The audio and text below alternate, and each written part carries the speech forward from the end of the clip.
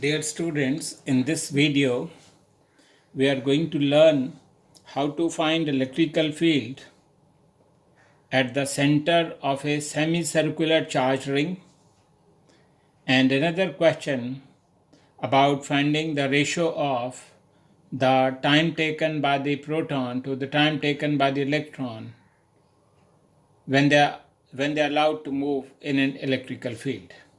So let us begin with the first question.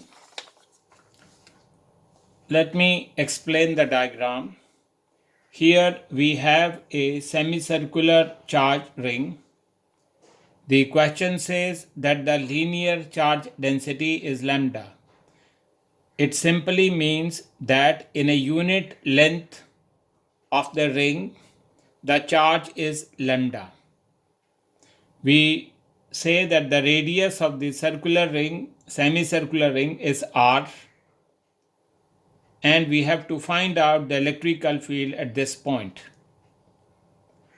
What we do is we divide the semicircular ring into two parts, and on the right hand side, at some point, we will take a small element dl. Of course, if I take a small element dl, the charge in it will also be small, and per unit length the charge is lambda. So in a length dl, the charge will be lambda into dl. Secondly, what I say is that if I join the center with this, then this angle is theta, and over here it will make a small arc like this. So we use the formula d theta is equal to arc upon radius, so dl will be equal to d theta into r. Now we begin using the formula for the small electrical field. Before doing that, let me tell you कि इसकी वजह से the electrical field will point like this. I take a symmetrical element onto the left hand side, and the electrical field due to that also will be dE. If I call this angle theta, ये भी theta होगा. If this is angle theta, so this angle will also be theta. As we have been doing in the other videos, we'll resolve this vector dE into two rectangular components like this. We notice at this point, the two components, they cancel each other here. And we will get the electrical field over here due to two elements as 2 times of E sine theta.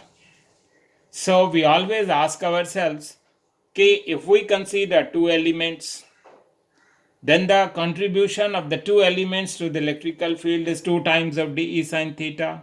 So what would be the contribution of the electrical field due to one element? Simply dE sine theta. And if you wish to find the total electrical field, you got to integrate. Now I'll come back to that. So the small electrical field dE by the formula will be K multiplied by Q divided by R square. Which Q? dQ. And dQ is written as lambda into dl. Further, dl is written as d theta into r. So dE can be written as K into lambda d theta into r upon r square. We were saying that एक element का जो contribution है to the electrical field d sine theta है, तो पूरे semi circular ring की वजह से इंटीग्रेट करना पड़ेगा. सो यू आस्क कहाँ से कहाँ तक इंटीग्रेट करना पड़ेगा. देन आई से ये एंगल थीटा कहाँ से कहाँ तक चेंज हो रहा है, यहाँ से लेके goes till here. That means the angle varies from theta equal to 0 to theta equal to pi. We simply write down the value of dE from here and then sine theta. This k lambda upon r that I'm taking out because the constant, then integral of sine theta d theta from 0 to pi. Dear students, you'll have to memorize that the integral of sine theta is minus cos theta. It's not a big deal, you can memorize it. So integral of sine theta will be minus cos theta from 0 to pi. We already discussed in the earlier videos how to put the limits, upper limit minus lower limit. Over here I can tell you that if you have a minus sign like this, then we can get rid of the minus sign and we are allowed to interchange the limits. This is the property of the limits. So it is 0 to pi.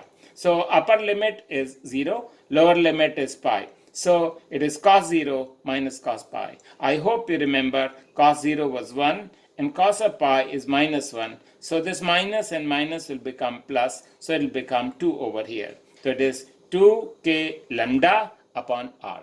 That's the value of the electrical field, and that electrical field will point downwards like this.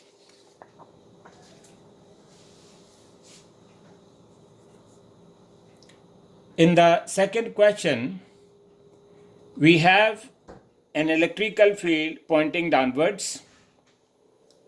There is an electron at rest, and its mass is m suffix e. Dear students, I hope you know that the negatively charged particle would experience force in a direction opposite to the electrical field.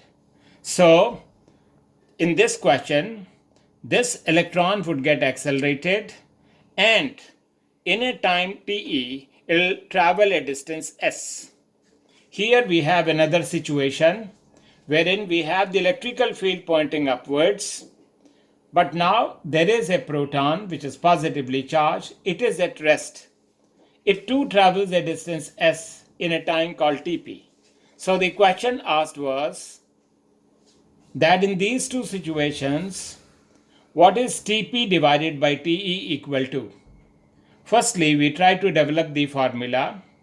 We say that whenever a charged particle will be placed in an electrical field, it will experience a force Q into E. Please commit this formula to memory कि force होता है charge multiplied by electrical field. Force को लिख देते हैं mass into acceleration and acceleration की value आ गई Q upon m into E. उसके बाद what we say कि use the formula S is equal to ut plus 1/2 at square. Initially ये दोनों पार्टिकल्स वेर एट रेस्ट, तो u की value 0 हो गई, तो s की वैल्यू हो गई 1/2 at स्क्वायर. यहाँ से t स्क्वायर की वैल्यू ये हो गई और t की वैल्यू हो गई 2s अपॉन a और एक्सेलरेशन की वैल्यू यहाँ से डाल सकते हैं QE upon m. If we do that we will get 2 into s into m divided by QE. If we look at this both the situations, we notice दोनों cases में s की वैल्यू सेम है, charge की value same है, electrical field same है और 2 तो constant है. So we learn from here कि जो टाइम टेकन है वो सिंपली डायरेक्टली प्रोपोर्शनल है to the mass of the particle. For the electron if I write it will be directly proportional to me, and for the proton it will be directly proportional to under root of mp. So Tp divided by Te will be under root of m suffix p divided by m suffix e. So that's how we do this question. Thank you.